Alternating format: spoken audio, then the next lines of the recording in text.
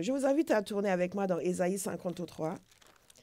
Et je vais prendre beaucoup de plaisir à vous lire le chapitre entier. Gloire à Dieu. Et vous allez prendre beaucoup de plaisir à écouter et à suivre dans vos Bibles. Nous sommes bénis de ce que nous avons la possibilité de consacrer notre vie à la vérité. Il y a des gens, tout ce qu'ils cherchent, c'est une vérité quelconque. Juste quelque chose pour donner un sens à leur vie. Et notre génération est très férue de spiritualité. Nous cherchons quelque chose qui va donner un sens à notre vie. Parce que nous avons compris que, certains ont compris, pas tous, que le matériel ne suffit pas. Donc les gens se créent des spiritualités parce qu'ils sentent le besoin de ne pas consacrer toute leur vie au matériel. Mais nous n'avons pas besoin de nous créer une spiritualité. La vérité nous a été offerte. Et quelle joie de ne pas se créer une spiritualité comme dans les temps anciens, certains d'entre nous, nos ancêtres, se créaient des dieux et se fabriquaient des idoles. Aujourd'hui, nous avons des idoles dans notre esprit. Les gens se créent des idoles dans leur esprit parce qu'ils ont besoin de croire en quelque chose. Nos ancêtres avaient compris, ils ont façonné des idoles en bois. On s'est moqué d'eux, mais on n'est pas mieux. Parce qu'on se fabrique des idoles en esprit. Donc, nous avons des spiritualités que nous créons qui sont nos idoles. Mais ce qui est merveilleux, c'est que de la même façon que le Dieu vivant s'est révélé et a mis fin à l'idolâtrie pour certains d'entre nous, il se révèle encore aujourd'hui, il met fin à la fausse spiritualité. Amen. Et c'est merveilleux de ne pas se créer une spiritualité et de temps en temps se dire, mais c'est quoi ce truc? Comme les gens font, ou certains qui cassent leurs idoles, me disent, ah, tu ne peux pas me parler, paf, au moment de frustration. Mais nous avons un Dieu. Il est vivant, il est réel. Alléluia.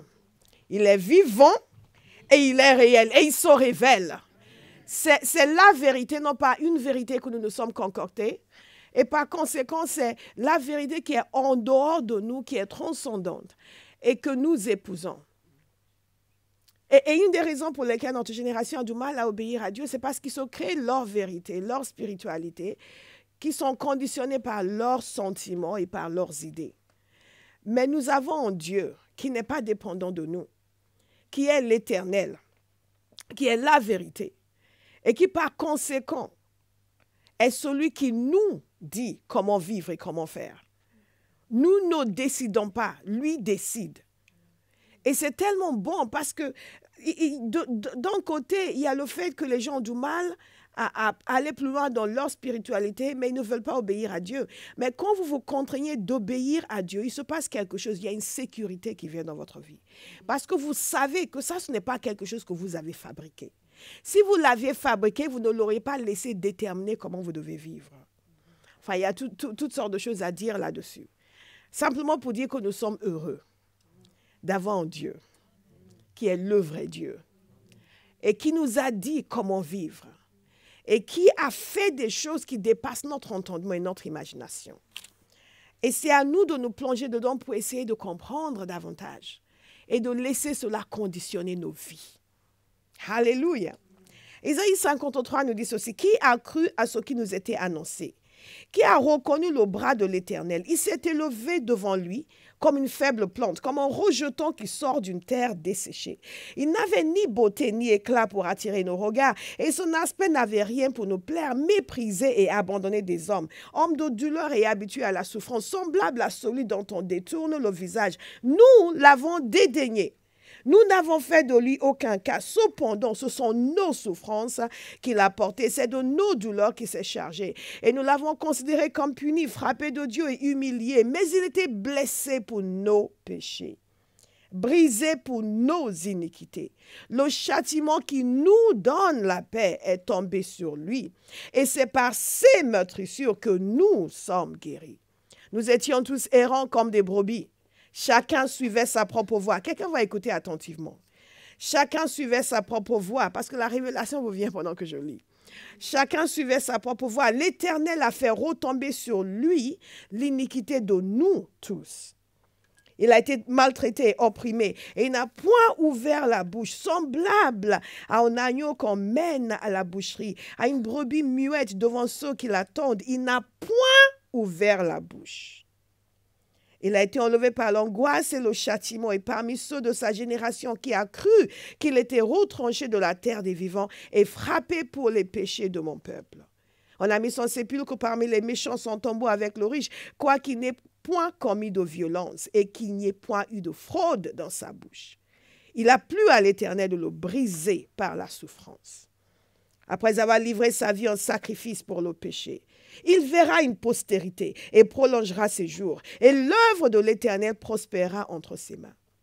À cause du travail de son âme, il rassasiera ses regards. Par sa connaissance, mon serviteur juste justifiera beaucoup d'hommes, et il se chargera de leurs iniquités. Alléluia. C'est pourquoi je lui donnerai sa part avec les grands et partagera le butin avec les puissants, parce qu'il s'est livré lui-même à la mort et qu'il a été mis au nombre des malfaiteurs, parce qu'il a porté les péchés de beaucoup d'hommes et il a intercédé pour les coupables. Au nom de Jésus. Seigneur, nous te remercions pour ta parole. Alléluia. Ce que nous constatons dans ce passage, et ça c'est peut-être une des plus grandes prophéties messianiques dans la Bible, c'est tout en détail, il nous raconte les souffrances de Jésus. Et non seulement il nous raconte les souffrances de Jésus, mais il nous raconte les causes des souffrances de Jésus. Il nous raconte les conséquences des souffrances de Jésus. Il nous raconte pourquoi et ce qui se passe par la suite.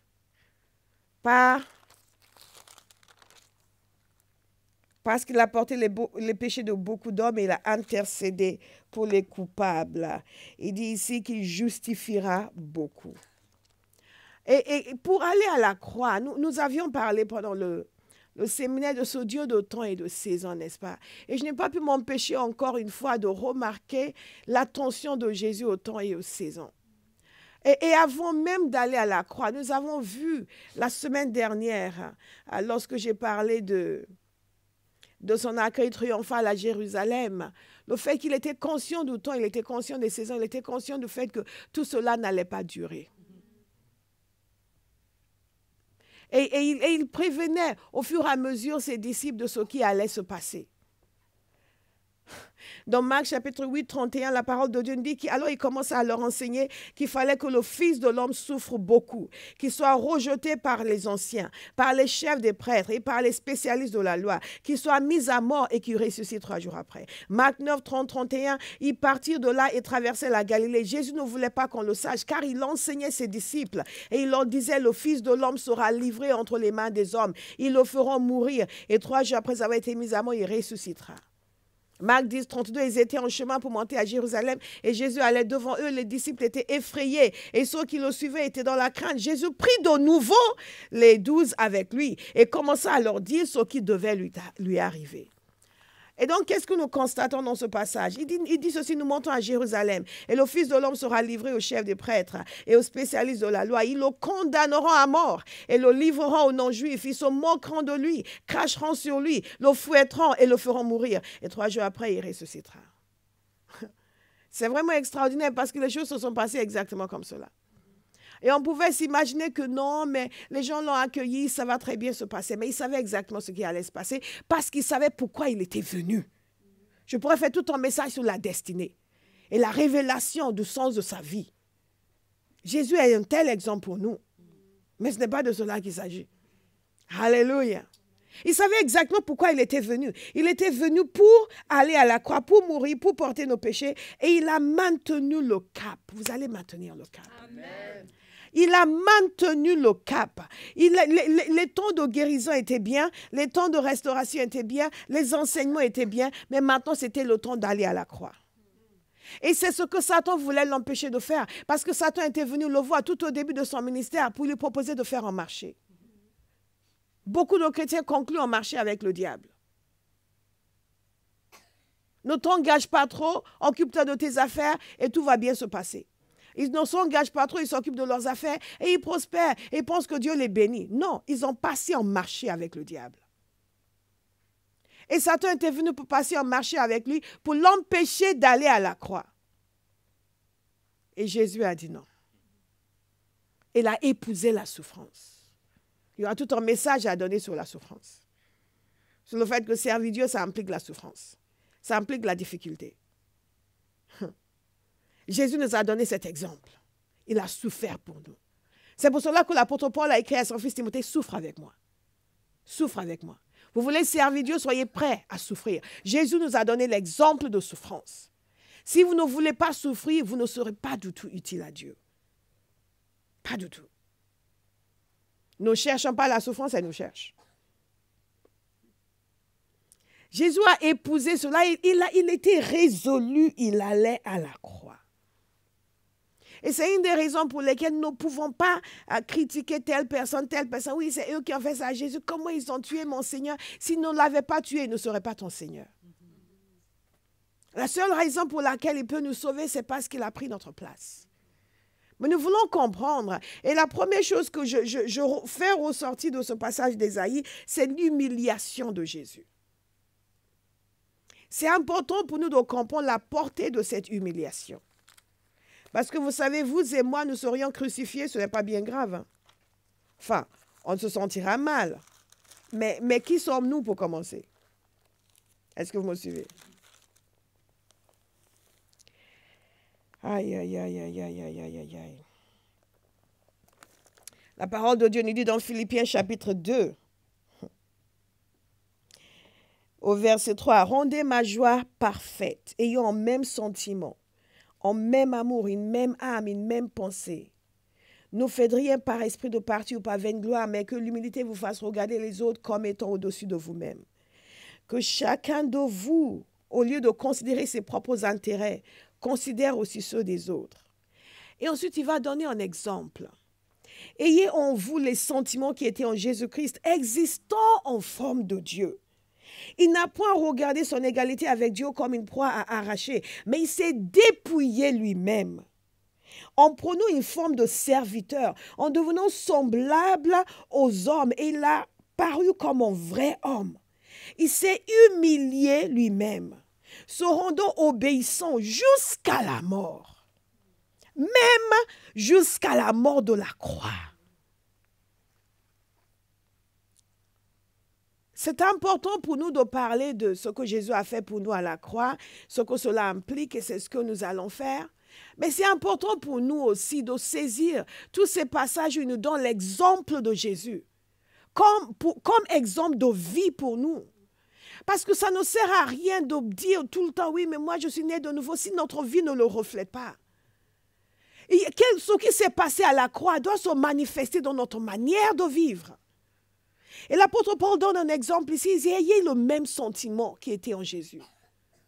Il était Dieu, mais il s'est humilié. Il a accepté de devenir un être humain. Ça, c'était déjà une humiliation suprême. Mais maintenant, être crucifié. Et que les gens, et lui-même le disait qu'ils allaient le fouetter. Ils allaient se moquer de lui. Qu'est-ce qui se passait dans sa tête? Parce qu'il était venu comme un être humain. Ne pensez pas que c'était la divinité de Christ qui l'a protégé. Non, il a souffert comme vous et moi nous aurions souffert. Si nous avions été là. Et il le disait qu'il allait être fouetté, qu'ils allaient se moquer de lui. Ils l'ont humilié publiquement. Et c'est important de noter cela parce que Ésaïe 53 nous dit ceci. Il n'avait ni beauté ni éclat pour attirer nos regards et son aspect n'avait rien pour nous plaire. Méprisé et abandonné des hommes, méprisé, semblable à celui dont on détourne le visage. Parce qu'aujourd'hui, nous avons la conscience de Jésus glorifié. Nous avons lu Apocalypse. Nous avons lu la gloire. Ses yeux qui ressemblent à une flamme de feu. Mais à l'époque, non, pas du tout. La parole de Dieu nous dit qu'il était méprisé. Il était abandonné. Ses disciples avaient fui. Alléluia. Dans certaines dénominations, ils ont l'habitude de faire le vendredi saint, ce qu'ils font, c'est qu'ils font un culte où ils prêchent sur les 7 dernières paroles de Jésus. Vous connaissez ce qu'il a dit à la croix? J'ai soif, Eli, Eli, lama sabachthani, mon Dieu, pourquoi m'as-tu abandonné? Mère, ton fils, et ainsi de suite. Vous vous souvenez des 7 dernières paroles de Jésus et le voleur qui sera avec lui au paradis, et ainsi de suite. Et donc, ils font un culte le vendredi soir où ils prêchent sur les 7 dernières paroles de Jésus. Et il y a un serviteur de Dieu qui avait décidé dans son église, il a dit non, ce sont les femmes qui vont le faire. Parce qu'il a dit à la croix, tous les hommes avaient fui. Il n'y avait que les femmes qui étaient là avec Jean. Donc, il dit, dans toutes ces églises, on invite tous ces prédicateurs à venir parler des 7 dernières paroles de Jésus. Chacun prend une parole et prêche dessus. Là, non, ici, ce sont les femmes qui vont le faire. Parce qu'à la croix, c'était les femmes qui étaient là. Alléluia. Abandonner. Mépriser, abandonner.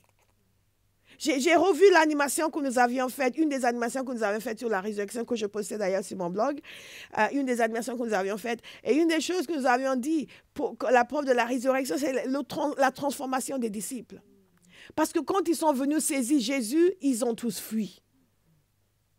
Dieu est un Dieu de pardon. Abandonné.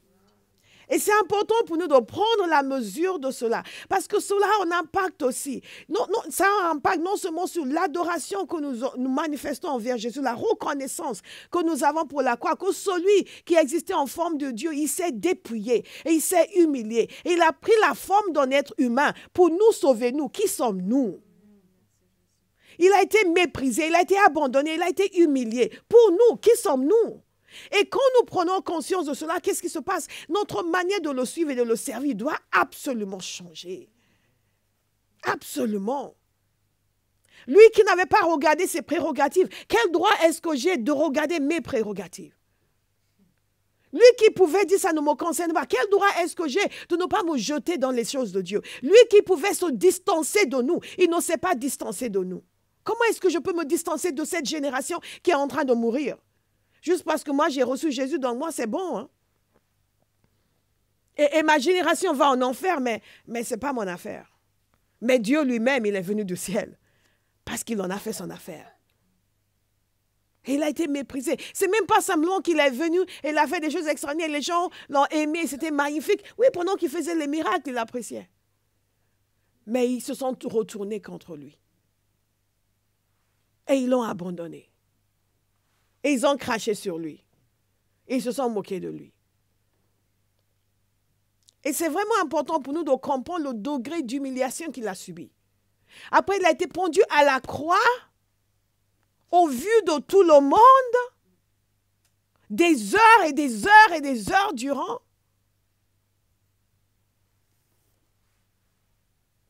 Vous imaginez la honte?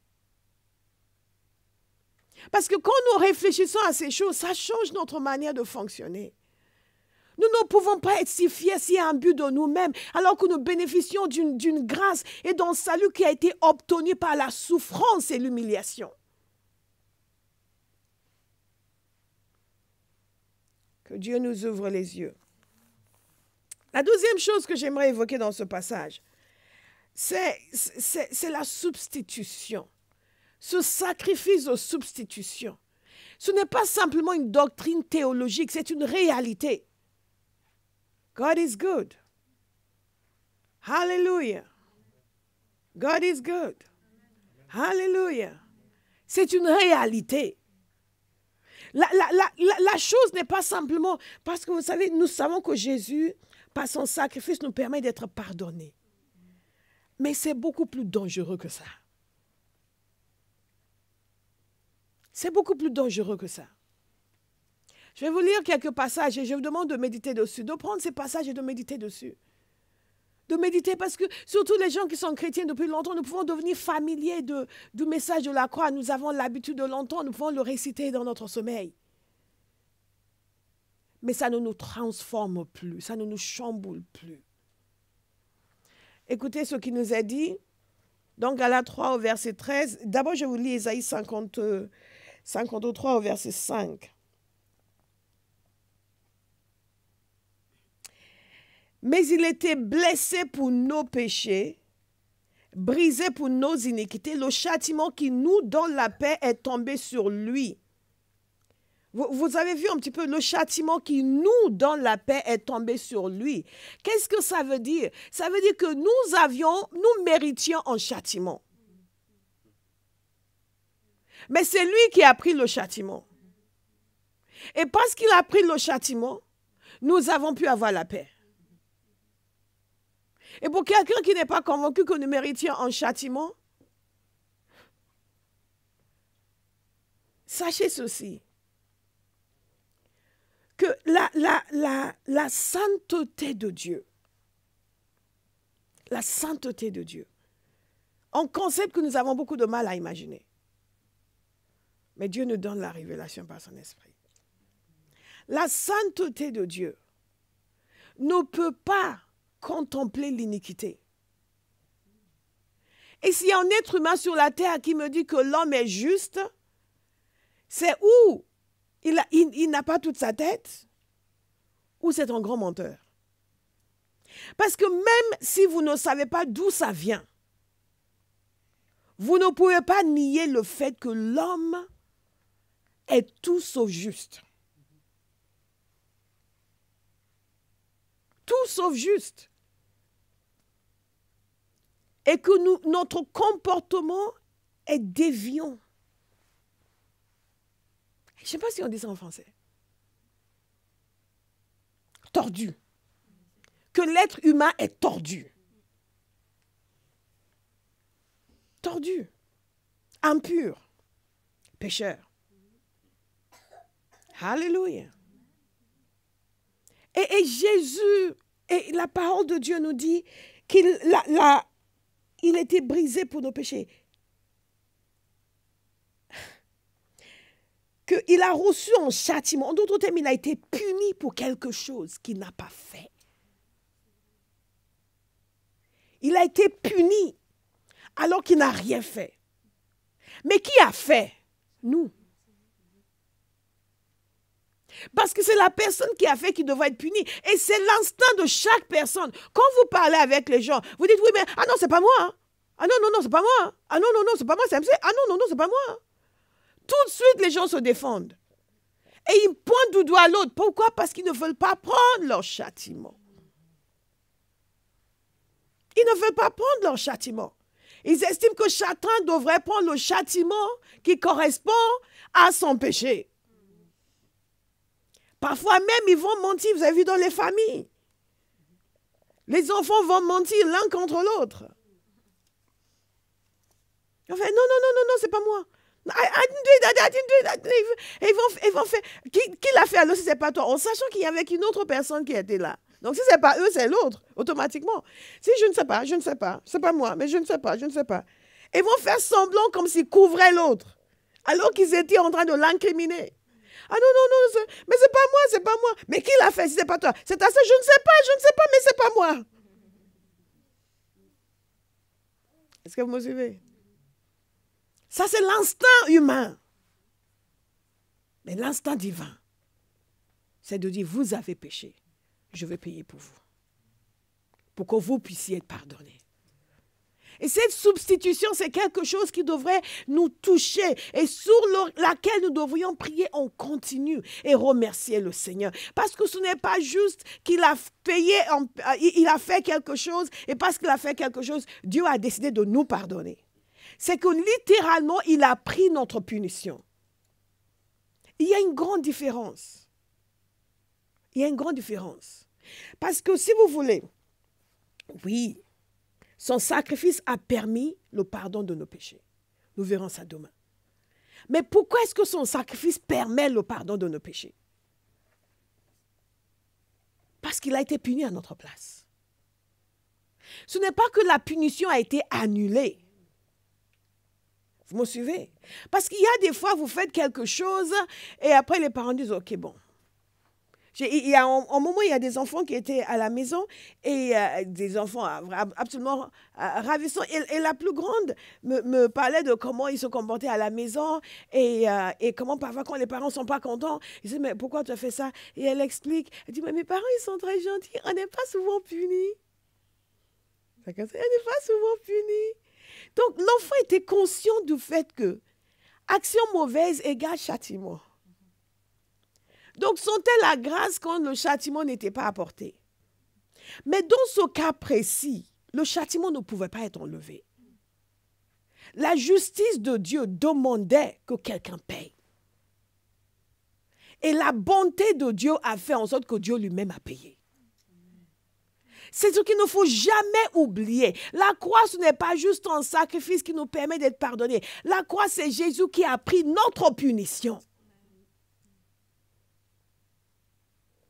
Que la punition a bien été donnée à quelqu'un. Alléluia.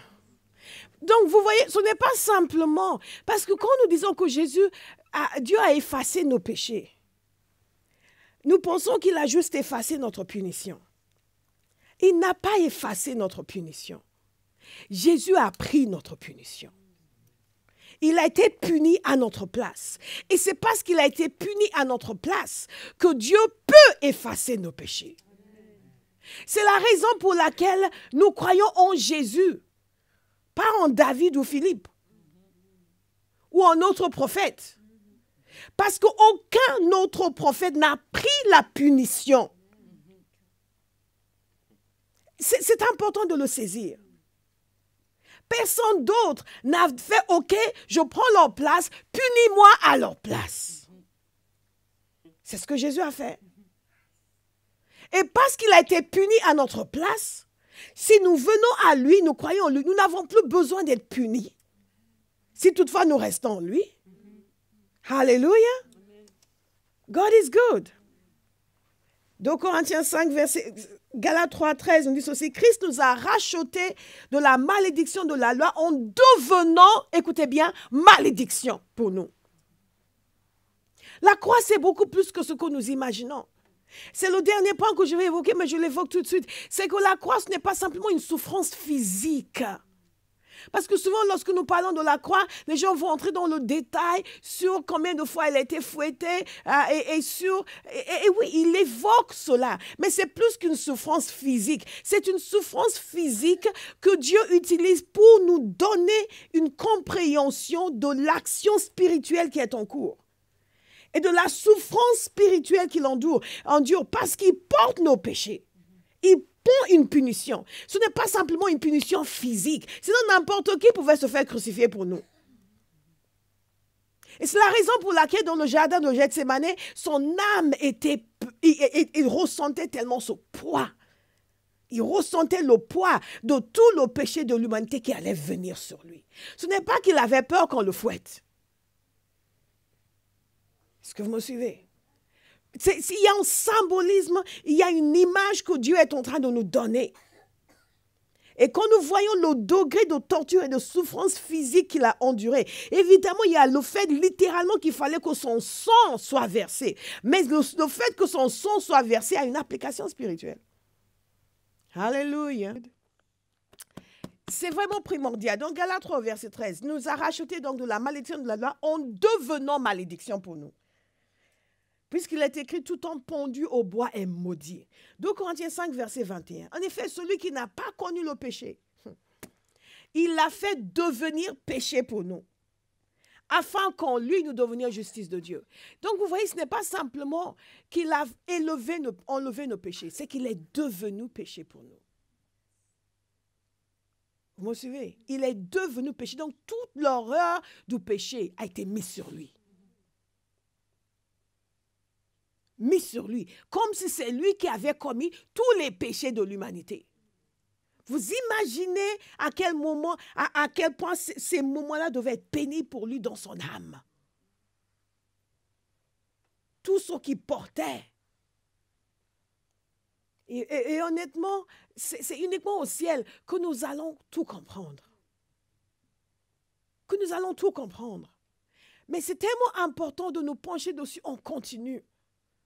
Parce que sinon, nous devenons blasés. Ça devient une habitude. Et nous cessons d'être émerveillés, nous cessons d'être émus et secoués. Il a fait devenir péché pour nous afin que nous devenions justice de Dieu en Christ Jésus. Notez 1 Pierre 3, 18 nous dit ceci. Christ a souffert, et ce, une fois pour toutes, pour les péchés. Lui, le juste, il a souffert pour des injustes, afin de nous conduire à Dieu. Il a souffert une mort humaine, mais il a été rendu à la vie par l'Esprit. Il a souffert pour des injustes. Lui, le juste, il a souffert pour les injustes. Wow. Vous savez, c'est l'abnégation, le don de soi. Ce sont des choses qui sont tellement évidentes en Jésus. Et qui sont tellement rares en nous.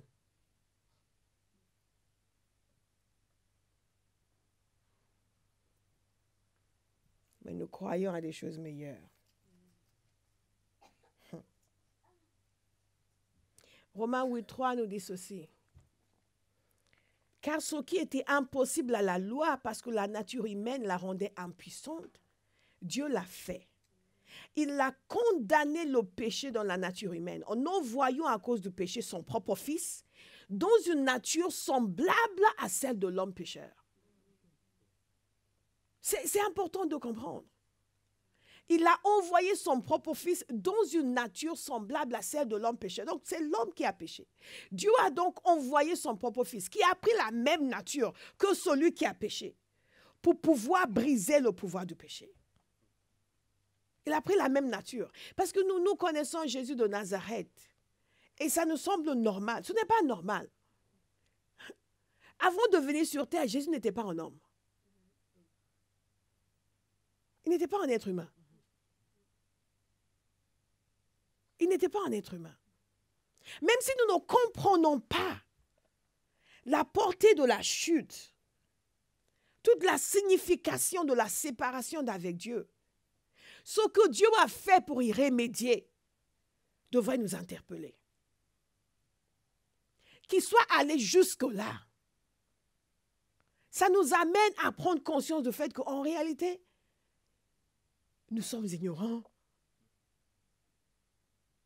Et que le fait de vivre dans cette chair nous a habitués à une façon d'être qui est très éloignée de Dieu.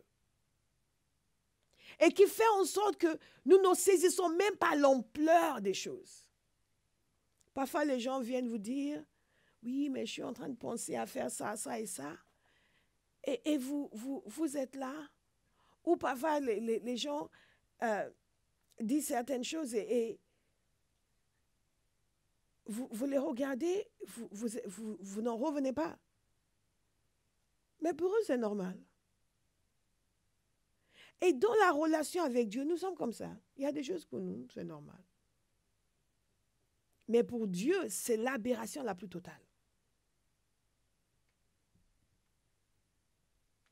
Dieu va nous ouvrir les yeux. Amen. Ce qu'il a fait pour nous sauver est une démonstration de la gravité de notre situation. De la gravité que Jésus renonce à ses attributs de divinité pour venir sur la terre, il a envoyé son fils dans une nature semblable à celle de l'homme péché. C'est la même chose que nous voyons dans Hébreux, que parce que les enfants participent de la chair et le sang, lui aussi a participé de la chair et le sang. D'autres termes, puisque les gens qui voulaient sauver étaient des êtres humains, lui aussi est devenu un être humain pour pouvoir les sauver. Et c'est la raison pour laquelle il pouvait se substituer à nous. S'il était, aucun ange n'aurait pu se substituer à nous. Il n'aurait pas pu crucifier un archange à notre place. Parce qu'il fallait que ce soit un être humain. Est-ce que quelqu'un veut dire merci Jésus?